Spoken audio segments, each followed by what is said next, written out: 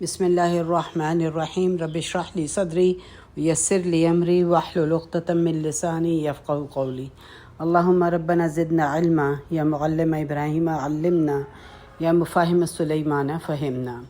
سیرہ میں کل ہم نے یہ دیکھا تھا کہ نماز کی اہمیت تھی، جس میں کہ صحیح مسلم کی حدیث ایک کوٹ کی تھی میں نے، جس میں آپ صلی اللہ علیہ وسلم نے کہا تھا کہ من ترک صلاۃ فقد کفر، کہ جس نے نماز چھوڑ دی اس نے کفر کیا۔ تو اس کے بعد ہم جو ڈسکس کر رہے تھے وہ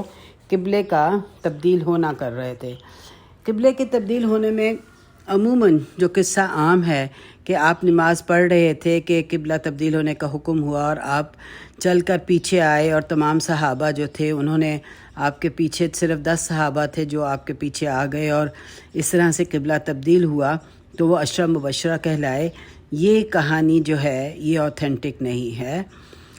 جبکہ جو اصل چیز ہے وہ یہ ہے کہ آپ نے فجر بیت المقدس کی طرف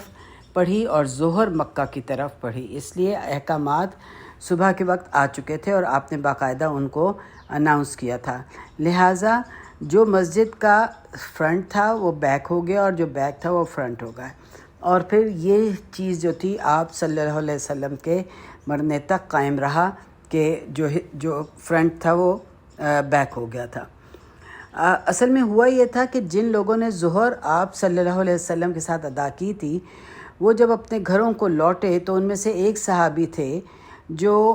پہنچے تو اپنے گھر تک پہنچے تو عصر ہو چکی تھی، اور لوگ بیت المقدس کی طرف رخ کر کے وہاں پہ جو مسجد تھی اس میں لوگ بیت المقدس کی طرف رخ کر کے نماز پڑھ رہے تھے۔ یہ آج مسجد قبلتین کہلاتی ہے، اور یہ بنو سلمہ کی ٹرائب کی مسجد تھی۔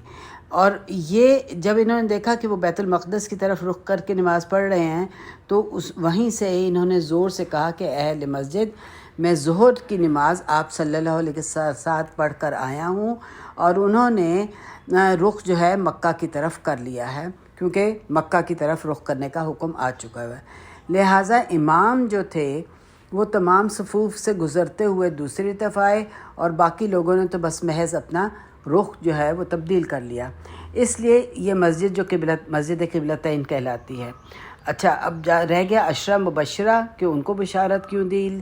یہ سب جو تھے، یعنی کہ 10 جو لوگ تھے، سب سے پہلے اسلام لانے میں پہل کرنے والے تھے، یعنی اول وقت میں مسلمان ہوئے اور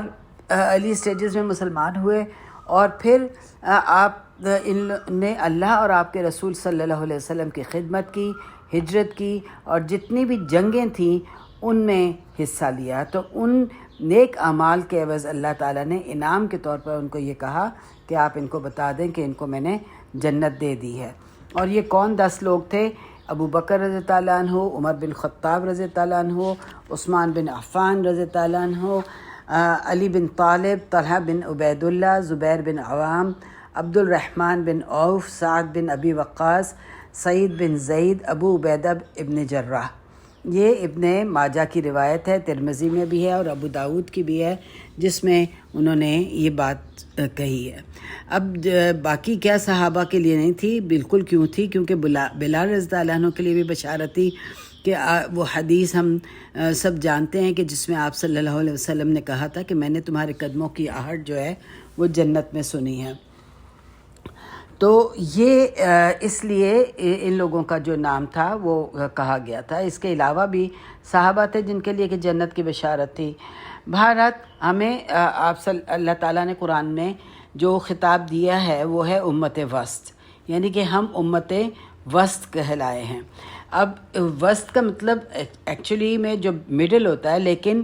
اس کا جو اوریجنل میننگ ہے وہ ہائیسٹ ہے، یعنی پہاڑ کا جو وسط ہے، پہاڑ کا مڈل جو ہے وہ اس کی اونچائی ہوتی ہے اور وہ درمیان میں ہوتی ہے، تو اس لیے وسط کو مڈل کہا، لیکن اونچائی سے بھی اس کا تعلق ہے۔ تو اگر ہمیں امت وسط کہا تو اس کا مطلب یہ ہے کہ ہم سٹیٹس میں، کیریکٹر میں، آنیسٹی میں، وائز ہونے میں، اور بیسٹ ہے، یہ بیسٹ اینڈ ایکسلنٹ نیشن ہے جو کہ ہے۔ اسی لیے آپ صلی اللہ علیہ وسلم کو اللہ تعالیٰ نے یہ فرمایا کہ یہ امت ہے، تم وہ امت اور بیسٹ قبلہ دیے گئے ہو، یعنی کہ امت ایسی ہے جس کو کہ بیسٹ قبلہ دیا گیا ہے۔ اس کے بعد آپ صلی اللہ علیہ وسلم نے حکم دیا کہ جو مسجد میں قبلہ ہوتا تھا، یعنی جو پورا قبلہ ہوتا تھا اس کو کور کر دیا جائے۔ کیونکہ مسجد جو تھی وہ کورڈ نہیں تھی، پوری مسجد کورڈ نہیں تھی، وہ تو صرف ایک باؤنڈری بنا دی گئی تھی مسجد کے لیے، اور کوئی چھت نہیں تھی اس کے اوپر۔ بہت یعنی کہ آپ صلی اللہ بہت عرصے بغیر چھت کے اس مسجد میں نماز پڑھی گئی، اور کب اس کو کور کیا گیا، اور وہ بھی کھجور کی پتوں کی وجہ سے کور کیا، پتوں کی ٹہنیوں کے ساتھ کور کیا گیا، یہ تو 6 یا 7 ہجری میں، یعنی 10 ہجری میں تو آپ کا انتقال بھی ہو گیا، تو اگر 7 ہجری یعنی کہ 7 سال تک جو لوگوں نے نماز پڑھی اس میں، وہ بغیر کور کی مسجد تھی جس میں نماز پڑھی۔ اور ہوتا یہ تھا کہ جیسے ہی کوئی مسلمان ہوتا تھا اس کو کسی ایک نہ ایک صحابی کے ساتھ لگا دیا جاتا تھا جو ان کو اپنے گھر لے جاتے تھے، لیکن اب کیونکہ کنورژن ریٹ زیادہ بڑھ رہا تھا تو ان کے پاس رہنے کو جگہ نہیں تھی، اس لیے وہ کورڈ جگہ دی گئی رہنے کے لیے، اور تاکہ وہاں پہ یہ لوگ رہ سکیں۔ اور یہ جگہ جو تھی کیا کہلائی؟ صفہ کہلائی، اور یہاں کے لوگ جو تھے جو یہاں پہ آئے ان کو کہا گیا اصحاب صفہ۔ اور یہ جو صفہ کی جگہ تھی، اور ان لوگوں کا بہت اونچا سٹیٹس ہے ہمارے دین میں، یعنی یہ جو تھے نا یہ ایلیٹ آف دا صحابہ تھے۔ کیونکہ ان کا تقوی، ان کا علم جو تھا وہ مثالی تھا، اسی لیے یہ ایلیٹ کہلوائے۔ انہوں نے ہر چیز چھوڑ دی علم کے لیے، اور مسجد کو اپنا پناہ گاہ بنا لیا، شیلٹر بنا لیا، اور اسلام کے لیے ہر چیز قربان کی۔ اصحاب صفہ کی جو مشکلات کے بارے میں کافی نریشنز ہیں، یعنی وہ اتنے غریب ہوتے تھے اصحاب صفہ کہ ان کے پاس کپڑے نہ تھے پہننے کو۔ تو حدیث ہے بخاری کی کہ آپ صلی اللہ علیہ وسلم نے عورتوں سے کہا تھا کہ تم اپنے سر سجدے میں سے سجدے میں اس وقت تک نہ کچھ دیر تک گزر جاؤ، فوراً سر نہ اٹھاؤ، بلکہ اس وقت اٹھاؤ جب کچھ دیر گزر جائے، اس لیے کہ اصحاب صفہ جب سجدے میں جاتے تھے تو ان کی شرمگاہیں جو تھیں وہ نظر آ جاتی تھیں۔ یعنی اس سے ہمیں پتہ چلتا ہے کہ اتنی غربت تھی کہ ان کے پاس پراپر کپڑے نہیں تھے پہننے کو جو اصحاب صفہ تھے، مطلب سب نہیں لیکن موسٹلی ایسے تھے جو کہ اپنی ضروریات زندگی پوری نہیں کر سکتے تھے۔ جب حسن رضی اللہ عنہ کی پیدائش ہوئی تھی تو آپ صلی اللہ علیہ وسلم نے اپنی بیٹی فاطمہ سے کہا تھا کہ او فاطمہ صدقہ دو اور اصحاب صفہ کو دو۔ تو جنگ بدر میں جب قیدی غلام بنائے گئے تھے بہت سے، تو فاطمہ رضی اللہ عنہ نے آپ صلی اللہ علیہ وسلم سے کہا تھا کہ میں بہت زیادہ کام کرتی ہوں اور تھک جاتی ہوں، تو مجھے ایک غلام دے دیں۔ تو آپ اس بات پہ ناراض ہو گئے اور آپ نے کہا کہ میں تمہیں غلام کیسے دے دوں جبکہ اصحاب صفہ کے پیٹ جو ہیں بھوک کی وجہ سے اندر چلے گئے ہیں۔ اللہ کی قسم میں ان سب کو بیچ دوں گا اور وہ پیسہ اصحاب صفہ پر لگاؤں گا۔ یعنی وہ بیٹی تھی جس سے آپ کو سب سے زیادہ محبت تھی اور بہت زیادہ پیار کرتے تھے، لیکن اپنی بیٹی کو وہ بھی انہوں نے غلام نہ دیا کیونکہ انہیں اصحاب صفہ کی ضرورتوں کا پتہ تھا۔ آج ہم اگر اپنے دیکھیں تو آج ہم سب سے پہلے کس کو دیتے ہیں؟ اپنی اولاد کو۔ ہم ہر بہتری، ہر بھلائی، ہر کس چیز کے لیے سوچتے ہیں؟ اپنی اولاد کے لیے کہ ان کو یہ بھی دے دیا جائے، یہ بھی کھلا دیں۔ بچے آتے ہیں باہر سے تو ہم کیا کیا چیزیں پکاتے ہیں ان کو کھلانے کے لیے، لیکن آپ صلی اللہ علیہ وسلم نے اپنی پیاری جس بیٹی سے اتنی محبت تھی اس کے آرام کا خیال نہ کیا، اور کس کا کیا؟ اصحاب صفہ کا، کیونکہ وہ ایک علم کی مجلس میں تھے۔ اچھا، اس کے بعد فاطمہ رضی اللہ عنہ نے کبھی آپ سے کوئی غلام نہ مانگا۔ آپ صلی اللہ علیہ وسلم جب کچھ بھی ملتا سب سے پہلے اصحاب صفہ کو دیتے تھے۔ ابو ہریرہ رضی اللہ عنہ کا واقعہ بہت مشہور ہے اور یہ بھی اصحاب صفہ میں سے تھے، یعنی ابو ہریرہ جو تھے وہ بھی اصحاب صفہ میں سے تھے اور بہت ہی مشہور تھے اس زمانے میں۔ یہ خود سناتے ہیں کہ ایک دفعہ کہ مجھے اپنی بھوک کی کہانی سناتے ہیں اور یہ کہتے ہیں کہ کئی دفعہ میں کسی صحابی سے سوال کرتا اور اللہ کی قسم میں اس کا جواب اس سے بہتر جانتا تھا، مگر وجہ صرف یہ ہوتی تھی کہ بات کو طول دوں یہاں تک کہ میں ان کے گھر پہنچ جاؤں تو شاید وہ مجھے اندر کھانے کے لیے بلا لیں، کیونکہ ظاہر ہے کہ کھانا مانگ نہیں سکتے تھے۔ پھر یہ اپنا ایک قصہ بیان کرتے ہیں کہ مجھے اتنی شدید بھوک لگی ہوئی تھی کہ میں اٹھ نہیں سکتا تھا، تو آپ صلی اللہ علیہ وسلم مجھے اپنے گھر لے گئے۔ عائشہ رضی اللہ عنہ سے آپ نے پوچھا کہ کھانے یا پینے کو کچھ ہے؟ تو انہوں نے کہا کہ ہاں، دودھ کا ایک گلاس ہے جو پڑوسی نے دیا ہے۔ تو ابو ہریرہ رضی اللہ عنہ کہتے ہیں کہ میں خوش ہو گیا کہ اب مجھے دودھ پینے کو ملے گا۔ تو آپ صلی اللہ علیہ وسلم نے ابو ہریرہ سے کہا جاؤ اصحاب صفہ کو بلا لاؤ۔ اب ابو ہریرہ کا بالکل دل نہیں تھا کہ وہ سب کو بلائیں، لیکن کہتے ہیں کہ مجھے حکم ملا تھا اور مجھے ماننا تھا، لہٰذا میں گیا اور سب کو بلا لایا۔ تو آپ صلی اللہ علیہ وسلم نے مجھے وہ گلاس دیا اور کہا کہ اب سب کو پلاؤ۔ تو میں نے دل میں سوچا کہ یہ میرے لیے کیا بچے گا، تو میں نے سب نے پیا، ایک ایک کر کے انہوں نے سب کو دیا۔ مطلب تقریباً اصحاب صفہ کہتے ہیں کہ کبھی تعداد ان کی 70 ہوتی تھی، کبھی کم ہو جاتی تھی، 50 ہو جاتی تھی، کبھی کچھ ہو جاتی تھی۔ تو کہتے ہیں کہ سب نے پی لیا، اور سب نے جب پی لیا تو کون رہ گئے کہ میں رہ گیا اور رسول اللہ صلی اللہ علیہ وسلم نے رہ گئے۔ تو آپ صلی اللہ علیہ وسلم نے کہا، ابو ہریرہ سے کہا اجلس، بیٹھ جاؤ۔ تو آپ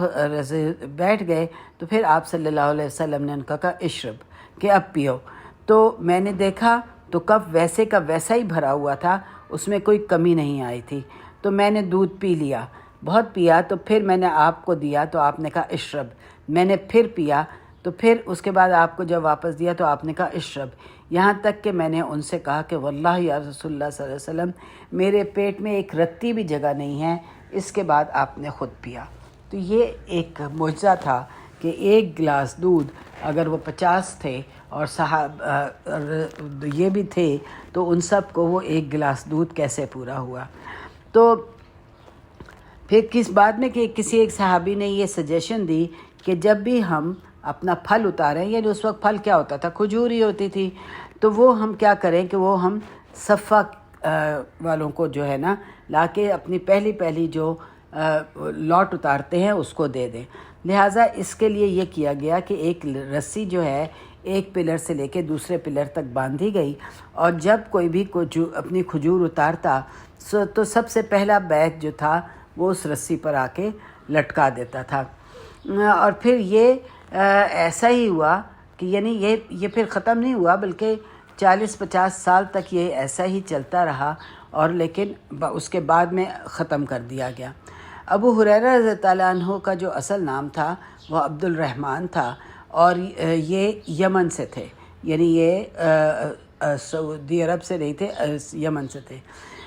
7 ہجری میں یہ خیبر کی فتح کے بعد مدینہ آئے، اور یعنی ہجرت کے بھی 7 سال بعد۔ اس کے باوجود یہ نمبر 1 راوی ہیں حدیث کے، بہت زیادہ، کہتے ہیں کہ تقریباً 2000 کے قریب احادیث جو ہیں ان سے مروی ہیں۔ تو بخاری اور مسلم دونوں میں ابو ہریرہ کا یہ بیان ہے کہ لوگ اس بات پر تعجب کرتے ہیں کہ میں نے اتنی احادیث بیان کی ہیں، مگر اگر ایسا نہ ہوتا کہ اللہ تعالیٰ جو ہے کہ ان لوگوں پر تنقید کی ہے کہ جو علم کو چھپا کر رکھتے ہیں، تو میں ایک حدیث بھی بیان نہ کرتا۔ یعنی کہ اللہ تعالیٰ نے کہا ہے کہ جو علم چھپا کر رکھتے ہیں نا، تو اللہ تعالیٰ نے ان کو پسند نہیں کیا ہے، تو کہتے ہیں اس لیے میں نے یہ تمام احادیث بیان کی۔ اور میں تمہیں بتاتا ہوں کہ مجھے مہاجرین اور انصار سے زیادہ احادیث کیوں یاد ہیں۔ انہوں نے کہا کہ مہاجر تو مصروف تھے اپنے خرید و فروخت میں، اور انصار اپنی کلٹیویشن میں، پیداوار اگانے میں مصروف تھے۔ میں آپ صلی اللہ علیہ وسلم کے ساتھ بھوک کے باوجود چپک کر رہتا تھا، اس لیے میں نے وہ یاد کر لیا جو وہ نہ یاد کر پائے۔ اور یہ نہیں تھا کہ ابو ہریرہ کوئی غریب تھے، ان کی والدہ جو تھی یمن میں تھیں اور ان پیسے والی تھیں، انہوں نے یمن میں اپنا گھر بیچ دیا تھا اور مدینہ آ گئی تھیں، اگرچہ مسلمان نہیں تھیں، لیکن ابو ہریرہ رضی اللہ عنہ اپنی والدہ کے گھر نہ رہے، وہ صفہ ہی میں رہے۔ اگر ہم صفہ کو فرسٹ یونیورسٹی آف اسلام کا لقب دیں تو وہ کوئی غلط نہیں ہوگا، اور ابو ہریرہ رضی اللہ عنہ صفہ کے ہاسٹل میں رہے تھے۔ انہوں نے اپنے والدہ کے گھر کے بجائے مسجد کو سلیکٹ کیا، کیونکہ آپ صلی اللہ علیہ وسلم کا بھی سارا وقت مسجد میں گزرتا تھا، اس طرح انہوں نے آپ صلی اللہ علیہ وسلم کے ساتھ زیادہ سے زیادہ وقت گزارا اور تعلیم حاصل کی ان سے، اور اس طرح سے یہ صرف یہی نہیں تھا، اور بہت سے صحابہ تھے جو کہ صفہ ہی کے بن کے رہے تھے، جیسے حنظلہ تھے، کعب بن ابی مالک تھے جو کہ یہ تو انصار میں سے تھے لیکن صفہ میں رہے، ابو ذر غفاری تھے، بلال ابن رباح تھے، صہیب ابن رومی تھے، عبداللہ بن مسعود تھے، یہ سب مہاجر تھے لیکن انہوں نے صفہ میں رہنا پسند کیا، اس لیے یہ صفہ صحابہ میں سے بھی ان لوگوں کا مقام بلند تھا، اور یہ حافظ قرآن پاک کے حافظ تھے، اور اس کے بعد علاوہ احادیث کے جاننے والے تھے، علم کے جاننے والے تھے، اور ہر جنگ میں ان لوگوں نے حصہ لیا تھا۔ ان جنگوں میں حصے کی وجہ سے اصحاب صفہ کے لوگ جو تھے وہ شہید ہونا شروع ہو گئے تھے، یہاں تک کہ اتنے، یعنی کہ جو آخری جنگ جب آپ صلی اللہ علیہ وسلم کے بعد حضرت ابو بکر جو تھے رضی اللہ عنہ خلیفہ بنے، تو اس وقت جو جنگ جو تھی وہ جنگ ردہ ایک کہلاتی ہے۔ وہ کیا جنگ تھی کہ مسلمہ کذاب نے پیغمبری کا دعویٰ کر دیا تھا اور کہا تھا کہ میں پیغمبر ہوں، تو وہ ایک بہت مضبوط اس نے اپنے لوگ بنا لیے تھے، تو ان سے جنگ کے لیے جو لوگ گئے اس میں سے اصحاب صفہ جو تھے وہ بہت زیادہ تھے، اور تقریباً 70 کے قریب اصحاب صفہ جو تھے وہ شہید ہو گئے تھے۔ تو اور یہ جو صفہ کا وہ تھا درجہ تھا، وہ صرف رسول پاک صلی اللہ علیہ وسلم کی زندگی میں تھا، اس کے بعد یہ ختم ہو گیا تھا، اس لیے عمر رضی اللہ عنہ ابو بکر رضی اللہ عنہ سے کہا تھا کہ بہت سے حافظ ختم ہو رہے ہیں، اگر یہ چلے گئے تو پھر قرآن جو ہے وہ نہیں رہے گا، کیونکہ آج جو قرآن ہم دیکھتے ہیں کہ ایک کتاب کی شکل میں ہے ہمارے پاس، وہ ایک کتاب کی شکل میں نہیں تھا، وہ تو آیات اترتی تھیں اور صحابہ کرام بھی ان کو یاد کر لیتے تھے، اور آپ صلی اللہ علیہ وسلم جو تھے قرآن میں بتا دیتے تھے کہ یہ البقرہ کی ہے، یہ ہے، یہ ہے، کس اس کے اندر کون سی آیت رکھی جانی ہے، تو مختلف آیات تھیں جو صحابہ کرام نے یاد کر لی تھیں، اس لیے ابو بکر بھی رضی اللہ عنہ بھی اس بات پر راضی ہوئے کہ قرآن کو جمع کر لینا چاہیے، اور اس کا انشاءاللہ ہم ذکر بعد میں کریں گے۔ لیکن جب ہم دیکھتے ہیں کہ آپ صلی اللہ علیہ وسلم نے تعلیم کا کیا انتظام کیا ہوا تھا، یہ کہ جب بھی کوئی مسلمان ہوتا تو آپ اصحاب صفہ میں سے کسی ایک کو ان کے ساتھ لگا دیتے تاکہ قرآن اور نماز جو ہیں وہ ان کو سکھا سکے۔ آپ صلی اللہ علیہ وسلم کے آخری ایام میں تو لوگ جو تھے، یعنی کہ جب فتح مکہ ہو چکا تھا تو لوگ تو جوک در جوک دین اسلام میں آ رہے تھے، گروپس کے گروپس آتے تھے دین سیکھنے کے لیے، جس کے لیے اللہ تعالیٰ نے فرمایا نا کہ وَرَأَيْتَ النَّاسَ يَدْخُلُونَ فِي دین اللہ افواجا، کہ وہ فوج جو ہیں وہ اسلام میں داخل ہو رہے ہیں۔ تو لیکن آپ صلی اللہ علیہ وسلم کے فوت ہونے کے بعد صفہ نہ رہا، اور صفہ کا ڈھانکنا جو تھا اس سے ہمیں پتہ چلتا ہے کہ آپ صلی اللہ علیہ وسلم کا صفہ کا خیال جو تھا عام نمازیوں سے زیادہ تھا۔ لیکن جب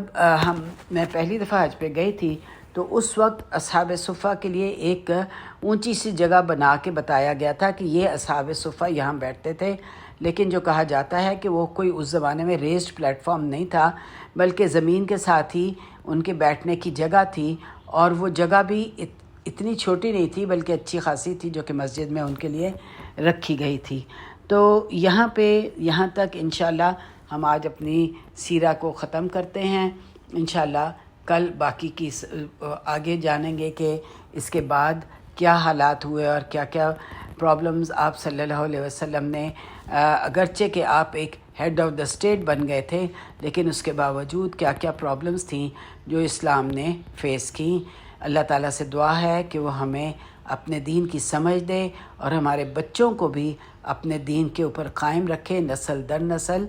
ہم مسلمان رہیں اور ایمان والے رہیں۔ آمین۔ ربنا تقبل منا انک انت السمیع العلیم وتب علینا انک انت التواب الرحیم، وصلی اللہ علی نبینا محمد وعلی آلہ وصحبہ اجمعین، وآخر دعوانا ان الحمد للہ رب العالمین۔